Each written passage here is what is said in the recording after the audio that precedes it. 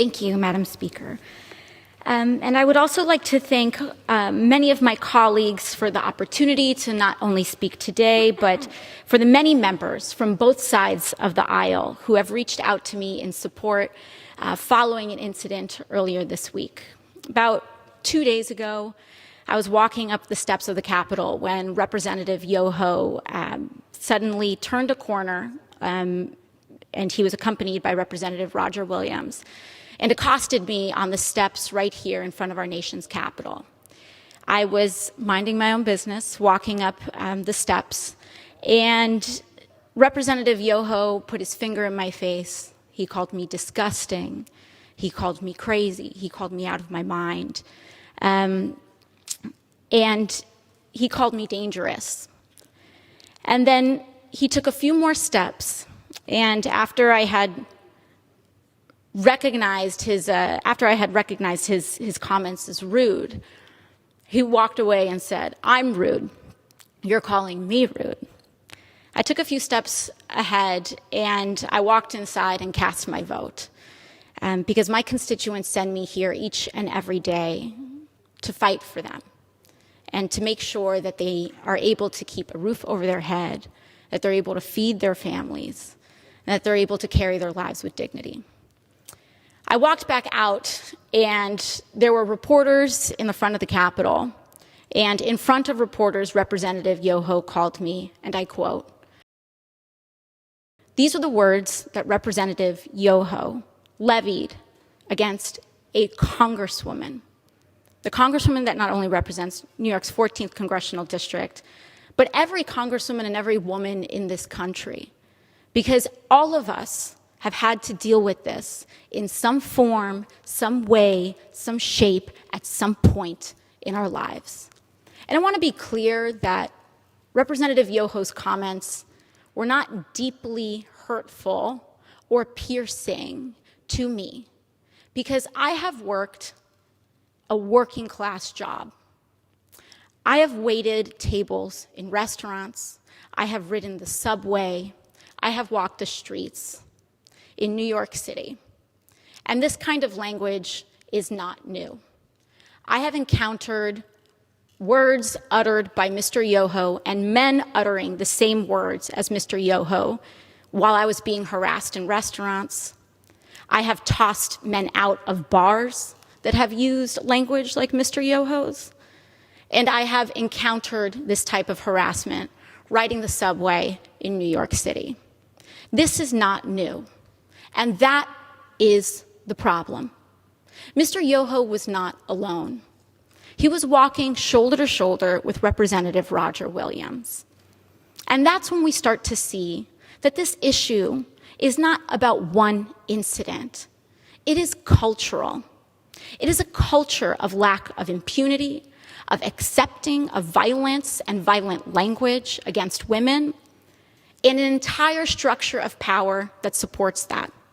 Because not only have I been spoken to disrespectfully, particularly by members of the Republican Party and elected officials in the Republican Party, not just here, but the President of the United States last year told me to go home to another country, with the implication that I don't even belong in America. The governor of Florida, Governor DeSantis, before I even was sworn in, called me a whatever that is. Dehumanizing language is not new. And what we are seeing is that incidents like these are happening in a pattern. This is a pattern of an attitude towards women and dehumanization of others.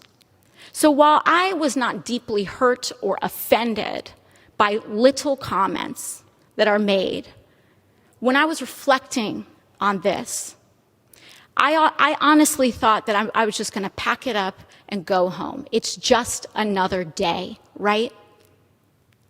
But then yesterday, Representative Yoho decided to come to the floor of the House of Representatives and make excuses for his behavior.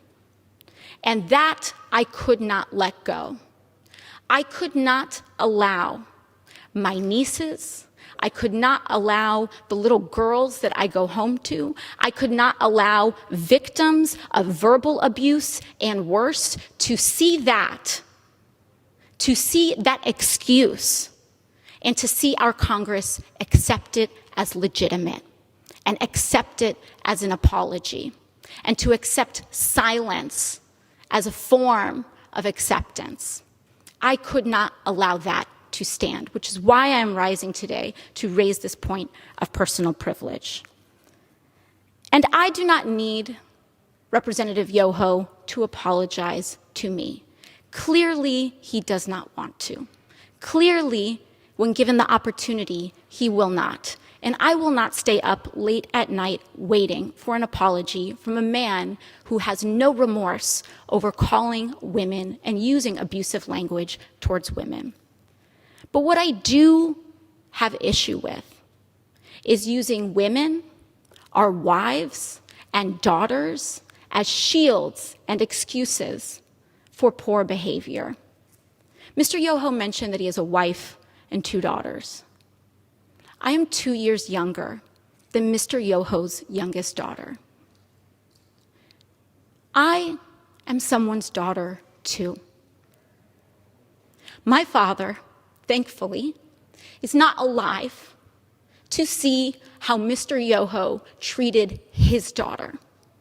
My mother got to see Mr. Yoho's disrespect on the floor of this house towards me on television. And I am here because I have to show my parents that I am their daughter and that they did not raise me to accept abuse from men. Now, what I am here to say is that this harm that Mr. Yoho tried to levy against me was not just an incident directed at me. But when you do that to any woman, what Mr. Yoho did was give permission to other men to do that to his daughters.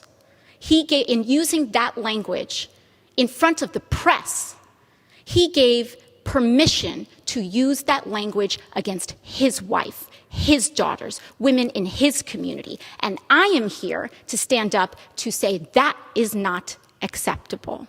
I do not care what your views are.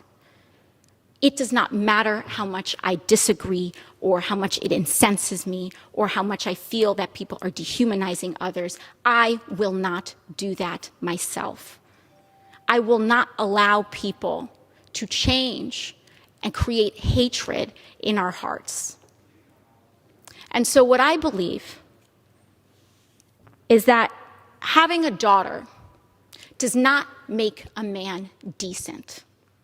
Having a wife does not make a decent man. Treating people with dignity and respect makes a decent man.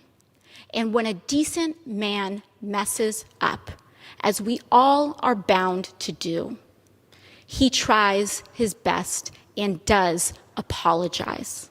Not to save face, not to win a vote. He apologizes genuinely to repair and acknowledge the harm done so that we can all move on. Lastly, what I want to express to Mr. Yoho is gratitude. I want to thank him for showing the world that you can be a powerful man and accost women. You can have daughters and accost women without remorse. You can be married and accost women.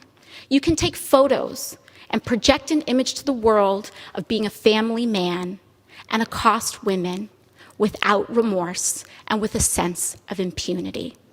It happens every day in this country. It happened here on the steps of our nation's capital. It happens when individuals who hold the highest office in this land admit to hurting women and using this language against all of us.